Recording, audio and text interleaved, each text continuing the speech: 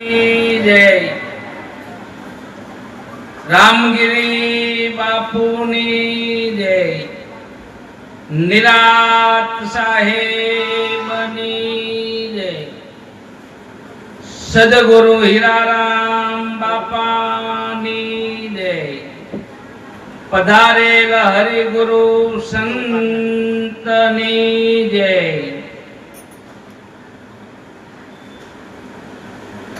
संत ना होत संसार में जली जात ब्रह्मांड ज्ञाननी लहर थी संत ठारे ठामो ठाम।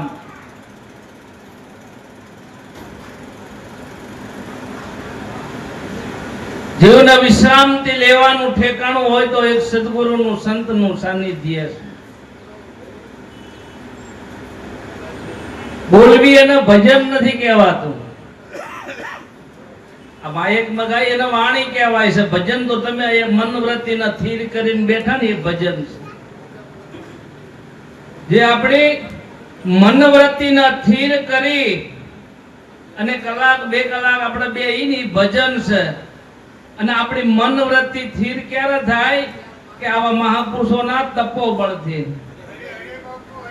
आपणी मनवृत्ति ने थीर करवा वाळा आवा महापुरुषनुं भजन बळ એટલાનું તપોબળ। પહેલા તો 5 કરોડની મનવૃત્તિને એના સ્વરૂપમાં સમાઈ લીધી હતી। ભજન એટલે આપણને એકાગ્ર ચિત્તથી આપણે આ મહાપુરુષોનો જે સમાગમ કરી રહ્યા, જે સત્સંગ સાંભળી રહ્યા અને મનવૃત્તિ સ્થિર થઈ આપણું એક ભજન છે। એટલે કહેવાની વાત તો એક છે કે આવા મહાપુરુષને ધન્યવાદ કહેવાય। જાળા ઝાંખરા વાડ્યા તોડી સંત દિયા ઓળખાઈ આવે ધરણી પર કોઈ આવા સંત કાયમ જુગ જમાઈ સંતો યુગે યુગે દર્શાય એની જીવનની લીલા અપાર। ક્યાંય પગ મૂકે એવું અત્યારે નથી। સંત ના હોત સંસારમાં તો બ્રહ્માંડ હળગી જ રહ્યા છે બાપુ। ભડ ભડ તો અગ્નિ જ્યાં લાગ્યો જ્યાં જાવું ત્યાં બાળે ગુરુ કૃપા વરસાદ વિના અગ્નિ કેમ ઓલાવું સકલ તીર્થ સંતોના ચરણના ગુરુજીના નિત્ય ગાવું અન્ય સાધનનું મૂળ એક ગુરુ શરણમાં જાવું। આ વિશ્વની અંદર વિશ્રાંતિ લેવાનું ઠેકાણું હોય, શાંતિ લેવાનું ઠેકાણું હોય તો આવા મહાપુરુષનું શરણ છે। આ મહાપુરુષોના શરણે જ્યાં પછી આપણને સ્થિરતા નહીં જેવી સાંભળવાની આવી હોય, આપણામાં શીલ સંતોષ કે દયા કે આધીનતા કે ભાવ કે પ્રેમ જાગ્યો હોય તો મહાપુરુષનું શરણ અને સદગુરુની કૃપા છે। સદગુરુની કૃપા વિના સપને આ સત્સંગ મળે એવો નથી। આપણે કંઈક પૂર્વના ભાગ્યશાળી કહેવાય કે આપણે આ અત્યારે કળજુગ અત્યારે ભરપૂર હાલ્યું જાય છે ઘોડાપુર અને એ પૂરની અંદર તમે આવા મહાપુરુષને સેવીને આ લાભ લઈ રહ્યા છો એટલે કંઈક તમે કમાઈ વાળા પુરુષો છે, કંઈક નિષ્ઠાવાન હશો, કંઈક ગુરુ પ્રત્યે લગ્ની વાળા હશો, પ્રેમ ભાવ વાળા હશો અને ગુરુ મહારાજ આપણા પ્રેમ ભાવને કાયમના માટે જાળવી રાખે એવી મેં ગુરુ મહારાજને પ્રાર્થના કરી છે। બીજું તો આપણા પાલબ્ધ પ્રમાણે તો મળી જવાનું છે પણ ભક્તિ પ્રેમ ને ભાવની છે। છેલ્લા શ્વાસા સુધી આ ભાવને ટકાઈ રાખવા માટેની ભક્તિ ગુરુની પ્રતિમા કોઈ પાળ કરે ગુરુની આખર લગી રે એકતા ઈ મનુષ્ય નહીં પણ દેવ।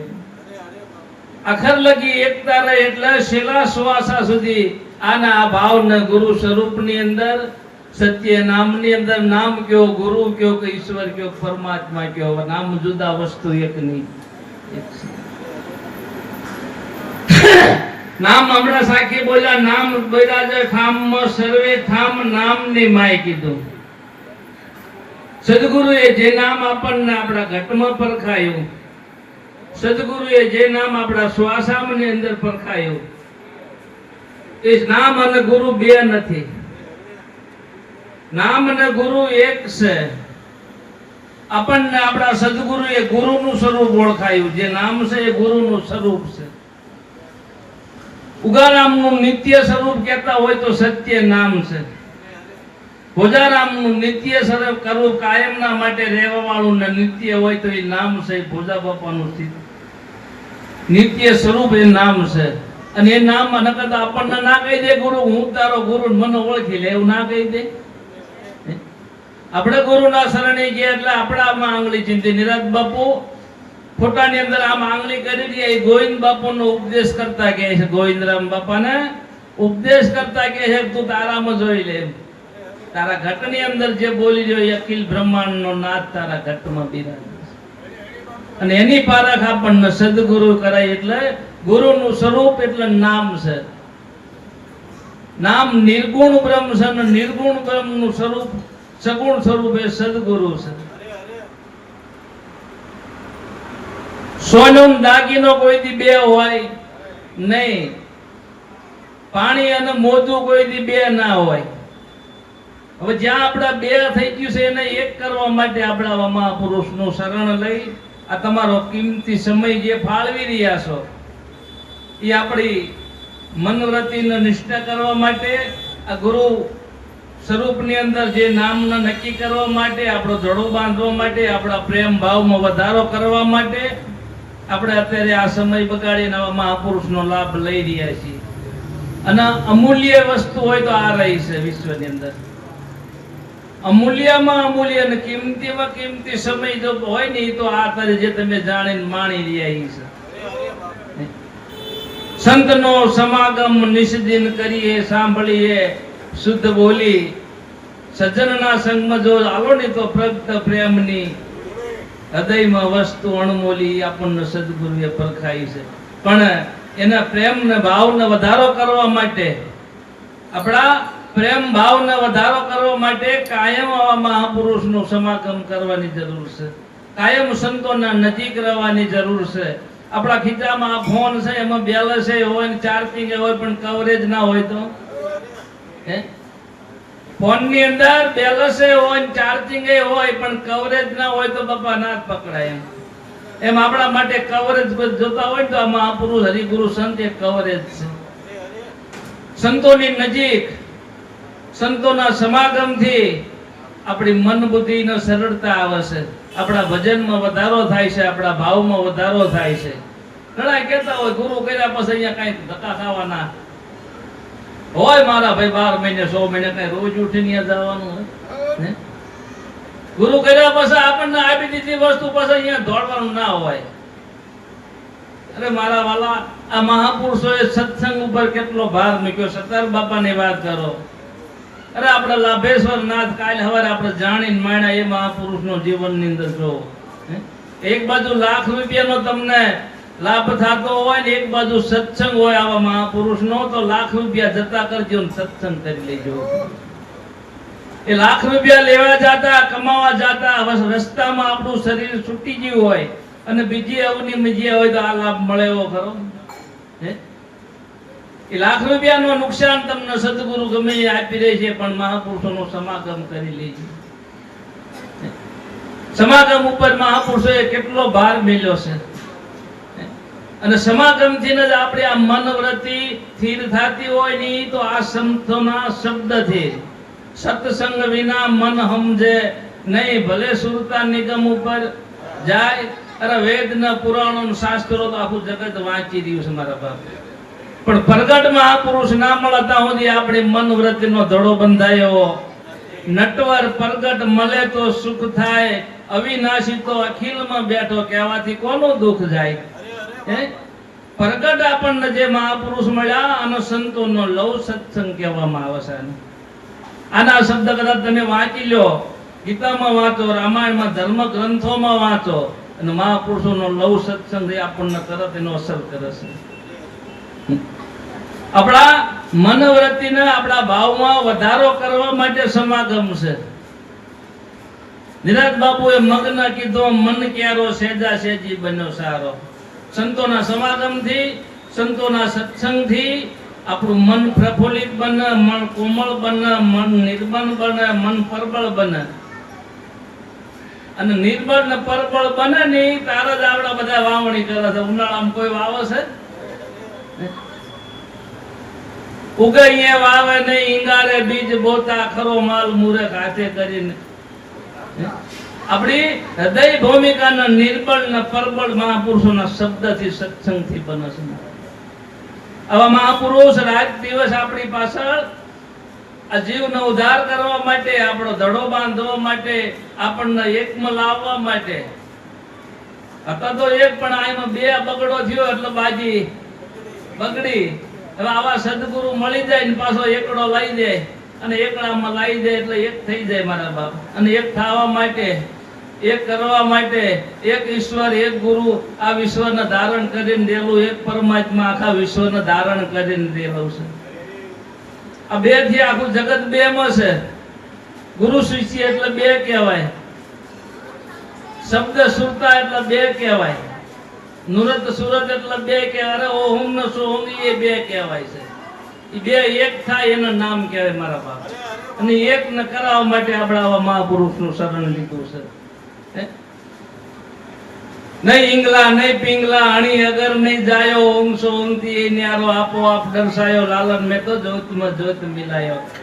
मैंने प्रत्यक्ष प्रभु जो दिखायो ढूंढ निकाला मन को मिलकर गुरु चरण चित्त लाया खुल गई मेरी दिव्य चक्षु લખમાં લખ लिखाया.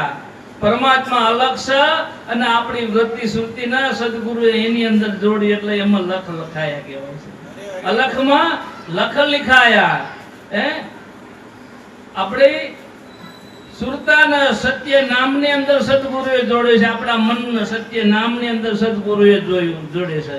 જ્યોતિમાં જ્યોત મિલાય, પરમાત્મા રૂપી જ્યોતિ એની અંદર આપણી વૃત્તિ મન વૃત્તિ રૂપી જ્યોતિ એની અંદર ભળી જાય તો પરમાત્મા જ્યોતિની અંદર કોઈ દિવેલ ફૂટતું નથી. જો જેને જેની મન વૃત્તિ ગુરુ સ્વરૂપની અંદરથી સાચા સદગુરુ મળ્યા, હીરારામ જરે દયાનો જારો ગુણલા મનુરામ ગાય છે, પણ મન વૃત્તિના ગુરુ સ્વરૂપમાં વાળો એ ભાઈ તમે આવા કોઈ સદગુરુમાં શરણ ન ધારો. બહાર ફરવાથી આવે એવો નથી. આરો આમને આમ કરીને વીતી જાય છે કંઈક જનવારો. ભાઈ ગુરુ શરણ ન ધારો. જે પરમાત્મા સત્ય નામ રૂપી જ્યોતિમાં આપણી મન વૃત્તિ સ્થિર થઈ જાય, અખંડ જ્યોતિમાં ભળી ગયા કહેવાય. ભોજારામ અખંડ જ્યોતિની અંદર ભળી ગયા, નામની અંદર જ્યાં આવવા જવા પણ નહીં. ઉગારામ અખંડ જ્યોતિમાં ભળી ગયા તો એ દીવા અખંડ રહી ગયા. જો વિના મંદિર દીવા જલ કીધા છે, નહીં ગરથ કે નહીં વાટ, ચંદ્ર સૂર્ય દોનો સાંધ્યા, અખંડ જ્યોતિનો પ્રકાશ મારી હેલી કોન કહું ને કોન. વિના મંદિર દીવો જળે. આ મહાપુરુષોના પાંચ તત્વોના ખલકા પંચભૂતમાં મળી ગયા ને દીવા એમને ટપકી રહ્યા. જો પાંચ તત્વોના ખલકા પંચભૂતમાં મળી ગયા ને દીવા એમને ટપકી રહ્યા. વિના મંદિર ઉગારામનો દીવો બળી રહ્યો, ભોજારામનો અને સદગુરુ હીરારામનો નિરાત બાપુનો દીવો વિના મંદિરે જલી રહ્યો છે. પણ ક્યારે જલી રહ્યો છે તો કોઈ આવા સદગુરુની કૃપાના પાત્ર બન્યા. સદગુરુની કૃપાના પાત્ર બનવાનું છે. અને ગુરુની કઈ કે આપણો પરબળ પુરુષાર્થ ને ગુરુની કૃપા બે ની જરૂર છે. હો નકરો પુરુષાર્થ નથી આવતો, ગુરુની કૃપાની જરૂર છે. સદગુરુ દાતા તું ધણી હું લેનારો દાસ, કૃપા કૃપા મોહે આપજે મારા સદગુરુ ઉગા. આપણે ગુરુને શું આપવાનું, ગુરુ આપણને શું આપે? દાદા રાભેશ્વર નાથે વાત કરી છે, સાચી બોલ્યા છે. આપણે તન મન ને ધન થી ગુરુને સમર્પણ થવાનું છે. સોંપી દેવું એટલે મારું પણ સોંપી દેવું, હું પણ સોંપી દેવું. દાવાથી રહી સર્વે દાવા ગુરુની અંદર રાખી દેવાના છે. કર્તામાં ગુરુને રાખવાના, ન કર્તામાં આપણે રહેવાનું. આપણે ગુરુને હોંપવું એટલે તન મન ધન થી સમર્પણ. તો સદગુરુ આપણને શું આપે? એની કૃપા મેળવવાની છે. ગુરુ કૃપા અપાર એનો વાણી ના પામે. જેને જેને ગુરુની કૃપા થઈ જાય, જો એને જીવનમાંથી આપણે અહીં પ્રેરણા લેવા માટે આવી છે ને ગુરુની કૃપા. પણ ક્યારે કૃપા થાય? એના પાત્ર બની તારે. ગુરુની કૃપા ના પાત્ર બન્યા મહાપુરુષ. કારણ કે એને ગુમાયું શું? એને કઈક મારા પણ ગુમાયું, હું પણ ગુમાયું. ઊંચા ઊંચા તો હવ હાલે પણ નીસું ના હાલે. આપણે શું ગુરુ કરવાની જરૂર હતી? આપણે બાપુ તો કેતા જ હતા, ઊંચા આસને આપણે બે હડતા હતા. પૂજનીય હતા જ તે શું કામ આમને ભોજારામ બાપાના શરણે નીચું ઉતરવું પડે? જીવનમાં કઈ ઘટતું હતી વસ્તુને મેળવવા માટે. જીવન જીવવામાં નતું ઘટતું, જીવનમાં કઈક વસ્તુ ઘટતી હતી. ઊંચા રહ્યા હોત તો ગીરી રહ્યા હોત તો દાણો દળી જાય બપુ. પણ જો આ મહાપુરુષના શરણે જ્યાં નિશા ઉતર્યા તો જો એના સ્વરૂપમાં સમાઈ દીધા. ભોજારામના સ્વરૂપ બનાવી દીધા. ઊંચા ઊંચા હવ હાલે, નિશા ના હાલે. એકવાર નિશા હાલે તો સૌથી ઊંચા. અત્યારે તમારે ભોજારામ નો જોવો હોય, ઉગારામ નો જોવો હોય તો જેનો જોવો હોય આ બેઠા એની અંદર છે. મહાપુરુષો તિજોરી ગોતતા હોય છે. ઉગારામ દાદા તિજોરી ગોતતા હતા. ભોજારામ બાપુ જે તિજોરી મળી જાય ને મૂડી એમાં જમા કરીને હંકેલી દીધા છેડા. જો ભોજારામ બાપુ તિજોરી ગોતતા હતા, તિજોરી મળી જાય. આખો ખજાનો જો અહીં હોપી દીધો એને. પણ ખજાનો ક્યારે હોપ? દીકરાના બાપ એનો વહીવટ ક્યારે હોપ? દીકરો થઈ રહી તારે. બાપના દાયકાનો માલિક દીકરો થાય, પણ એ દીકરો થઈ રહી તો એને હોપ બાપુ. એમ સદગુરુનું શરણ લીધા પછી ચેલાનો તો પાર નથી, પણ શિષ્ય બનવાનો છે. ચેલાનો કાંઈ ને ગુરુને શિખામણ દેવા વાળાનો પાર નથી, પણ ગુરુની શીખ માને ને એવા ઓછા છે મારા બાપ. ગુરુની શીખ માની, ગુરુની આજ્ઞાના જે શિર ઉપર ધારણ કરી એને શિષ્ય કહેવાય, એને દાસ કહેવાય. આવા મહાપુરુષના જીવનમાંથી આપણે કઈ સાંભળ્યું નહીં, ખાલી જોઈ તો આપણને પ્રેરણા મળે એવું છે કે આટલા નિશા ઉતર્યા ભોજા બાપા, કોળી પટેલ. હવે આ ગિરી બાપુ એટલે સાધુ અને એના શરણે લાભુ દાદા કહેતા હતા જયારે કે મને અમારી સમાજમાં ઘણા કહેતા હોય મહારાજ તમે ઉઠી, ઉગારામના શરણે તમે ઉઠી, તમે ગજબ કર્યો કહેવાય કે ઉગારામ તો અમારો ભગવાન છે એવું કહેતા હતા લાભુ દાદા. ઉગારામ તો અમારો ભગવાન એવું કહેતા હતા. દાસ લાભુ, દાસ લાભુ, દાસ લાભુ. લાભુ નામ મિટાય. એક વાણીમાં તો એવું કીધું કે લાભુ એવું નામ મિટાયા. ઉગમ ભુજના અધિપતિ થયા કે ના થયા?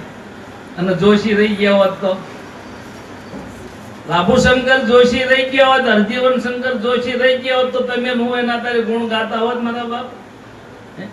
આપણા જેવાને કઈક નો ઉદ્ધાર કરી નાખ્યો. જો આ મહાપુરુષોએ ખલકો આપણા માટે ધારણ કરેલો છે. સંત નું બીજ પલટે નહીં, જુગ જાય અનંત ઊંચ નીચ ઘરે જન્મ લે. આખર સંતના સંત એટલે આવા સંતોનો ધન્ય હોય કાયમના માટે આ પાંચ તત્વોનો ખલકો ધારણ કરી એના વ્યવહાર માટે નહીં, પરિવાર માટે નહીં, સમાજ માટે નહીં, આપણા જેવાના ઉદ્ધાર માટે અને કાયમના માટે. આ કોઈનો વંશ સંસલા શિયાળિયાનો, કોઈનો વંશ ન જીવન સંતનો વંશ જાય. અત્યારે એવા ના હોય, એ તો પહેલા થઈ ગયા, અત્યારે ના હોય. સંતો યુગે યુગે દર્શાય એવું કીધું છે. આ સંસલા શિયાળિયા કાગડા કૂતરાનો કોઈનો વંશ ના જીવન સંતનો વંશ જાય. સંતનું બીજ કોઈથી પલટે, જુગ ભલે અનંત જાય પણ આખર સંતના ખલકો બદલાઈ નાખે, થોડા ઘણા ઠેકાણા બદલાઈ નાખે, ચહેરા બદલાઈ નાખે એટલે આપણને બીજા લાગે. પણ આ તો જેને પારખ ચક્ષુ જેને આપ્યા છે, જેને પારખ થઈ છે એ પરખી શકે આ મહાપુરુષોને. આપણને સદગુરુના શરણે જેટલા પારખ બનાયા છે, ચાર પ્રકારના ચક્ષુ કીધા છે. પારખ ચક્ષુ આપણને નામની જે પારખ કરી એને પારખ ચક્ષુ કહેવાય. અને એનાથી ગુરુ પરખાય. નકર કૃષ્ણ અને અર્જુન હામાં ઉભા હતા. અર્જુન ને કૃષ્ણમાં પરમાત્મા નતો દેખાતો, પણ એની દ્રષ્ટિ આપી ને તારે એને ભગવાન દેખાણો. આપણને ગુરુએ દ્રષ્ટિ આપી છે. હું જન્મની હતી આંધળી ગુરુએ આપી, ગુરુ ચરણ નું આંજણ આંખ્યું મટી ગઈ સર્વે. એટલે આવા સંતોનો ધન્યવાદ કહેવાય. અને આપણા ઉદ્ધાર કરવા માટે આપણા હજુ બાપુનો લાભ લેવાનો છે, આ મહાપુરુષોનો લાભ લેવાનો છે. આટલું કહીને વિરામ આપું છું. સદગુરુદેવનો